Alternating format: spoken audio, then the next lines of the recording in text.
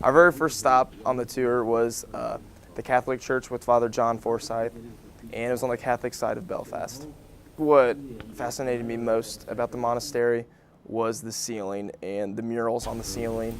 They were huge and just so detailed, and it just made me wonder how much time this took and how much effort was put into it.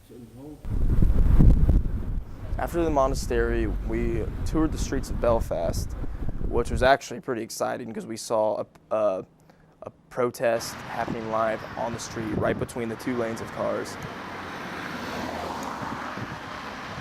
When touring Belfast, another great mural that stuck out to me was a giant one painted of Nelson Mandela, and I think they kind of look at him as a role model, and I've seen them do the same things like with Bobby Sands, where he was in prison and they actually voted Bobby Sands into Parliament. In Belfast, we visited the peace wall separating the Catholic and Protestant sides of the neighborhood, and this really was probably what stuck with me most. I expected like more of a metaphoric peace wall that was like 8 feet tall, people could get over if they wanted. It was just more of a symbol.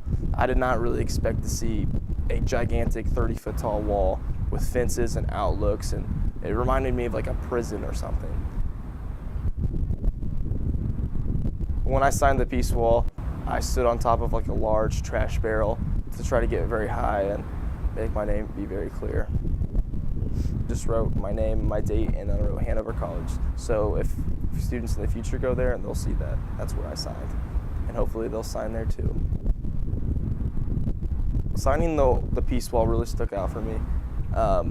Just to be able to be a part of something that so many people have signed and viewed, and to look at something that separates someone is huge.